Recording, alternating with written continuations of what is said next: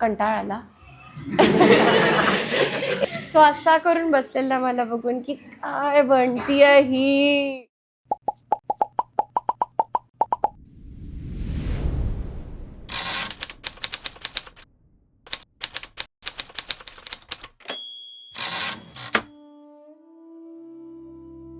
माझं नाव साई तेजस्वी आहे. मी तुमच्या लाडक्या सत्तूभाऊंची कन्या आहे आणि तुमच्या सगळ्यांची मी मोठी दीदी आहे. मी यशस्विनी फाउंडेशन म्हणून एक फाउंडेशन रन करते. तर त्याच्यामध्ये आपण मुलींबरोबर काय होतं, आपण 4 दिवसांमध्ये कसं आपलं बदल घडतो शरीरामध्ये, आपली एकदम हाईट वाढायला लागली आहे, आपल्याला लांब केस आवडतात, आपल्याला छान छान टिकल्या लावायच्या आहेत, आपल्याला खूप लाज वाटते की अरे पिरियड म्हणजे काहीतरी असं एकदम बोलाय हश हश म्हणजे हळूच बोलूयात, असं जोरात नको बोलायला. माझ्यावर पण झालेलं आहे. म्हणजे जसं आपण श्वास घेतो तसंच पिरियड्स पण एक नॉर्मल गोष्ट आहे. मला तुमच्यासाठी काहीतरी तुम्हाला कम्फर्टेबल कसं होऊ शकतं, तुम्हाला अजून कसं आपण चांगल्या व्यवस्था इकडे आणू शकतो, ह्यासाठी मला काहीतरी करायचं आहे. कारण तुम्ही आहे ना भविष्य.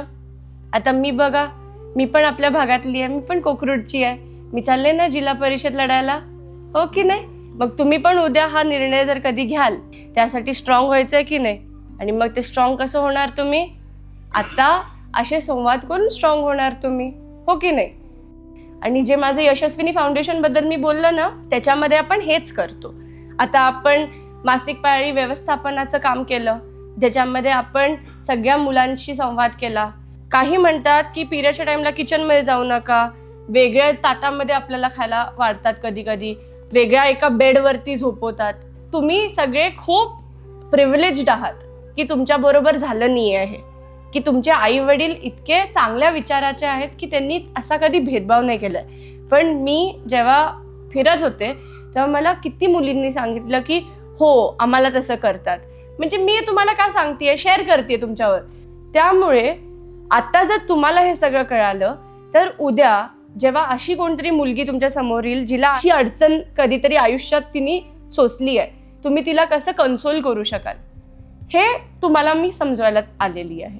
आता शाळेत मासिक पाळीची सुविधा मग ते कॉइन पॅड असतं ना का, हा सॅनिटरी पॅड डिस्पोजल. येस, तुम्हाला आवडेल का? कारण आपण काही शाळांमध्ये इन्स्टॉल केलेलं आहे. आपण एक रेस्टिंग रूम वगैरे पण करू शकतो. कारण अमेरिकेमध्ये आमच्याकडे एक रेस्टिंग रूम होती.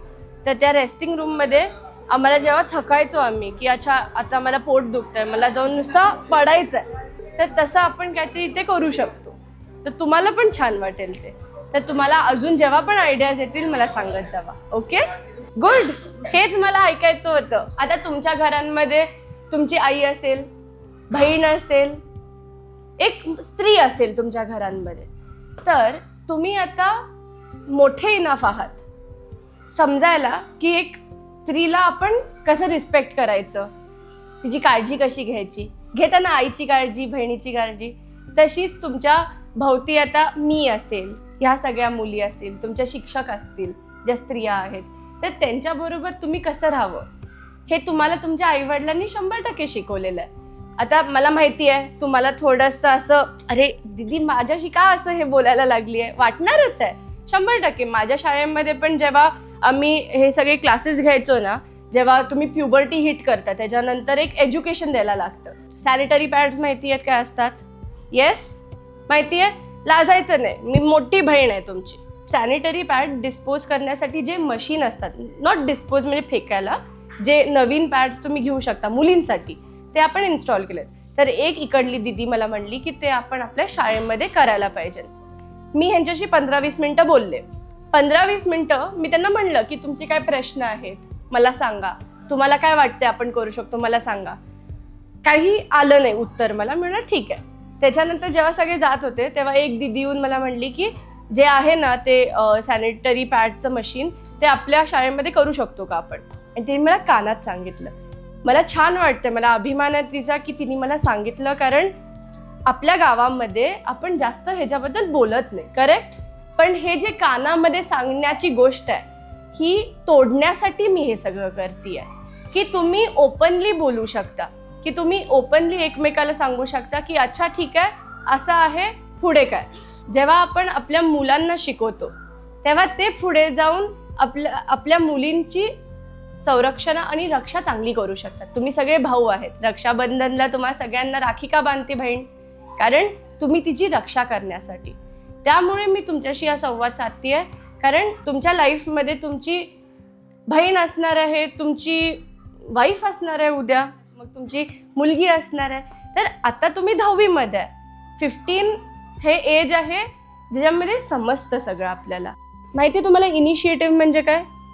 इनिशिएटिव्ह म्हणजे पुढाकार घेणं. पुढे जेव्हा तुम्ही अजून मोठे होणार आहे तेव्हा त्याच्यासाठी तुम्हाला मला रेडी करायचं आहे की पुढे असे जेव्हा प्रश्न येतील तेव्हा तुम्ही पुढाकार घ्यायचा आहे. तुमच्या नंतर ज्या मुली येणार आहेत त्यांच्यासाठी तुम्ही रोल मॉडेल बनायचं आहे.